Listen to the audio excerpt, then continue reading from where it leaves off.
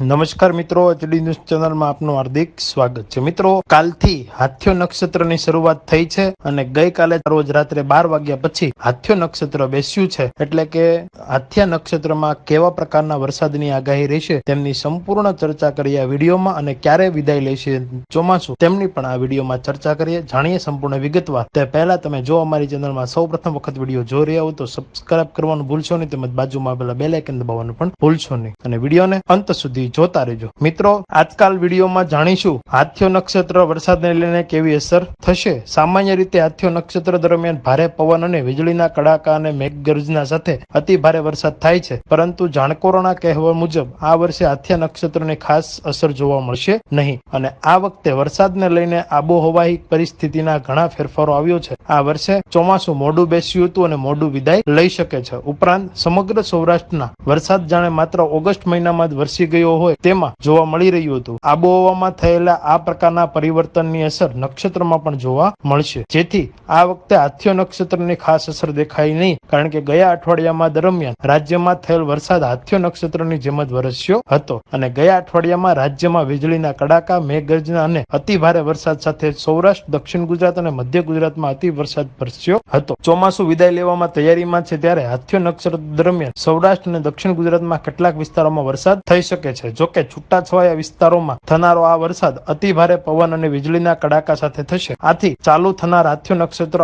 8 October સુધી ચાલશે, અને આ સમય દરમિયાન સુધીમાં ગુજરાતમાંથી ચોમાસું પણ વિદાય લઈ શકે છે। એટલે કે મિત્રો, ખૂબ જ ટૂંક સમયમાં ચોમાસું પણ વિદાય લેશે તેવું હવામાન વિભાગ દ્વારા અને જાણકારો દ્વારા માહિતી પ્રાપ્ત થઈ રહી છે। આવી જ અપડેટો અને આવા જ ન્યૂઝ હંમેશા માટે અમે તમારા સુધી પહોંચાડતા રહીશું। અમને અમારી ચેનલને સપોર્ટ કરવા માટે અમારી એચડી ન્યૂઝ ચેનલને સબસ્ક્રાઇબ કરશો, લાઇક કરશો, અને વધારેમાં વધારે લોકો સુધી, મિત્રો સુધી આ મેસેજ પહોંચે, વિડીયો પહોંચે અને ચેનલ પહોંચે તે માટે શેર કરશો। જય હિન્દ, જય ભારત, ભારત માતા કી જય।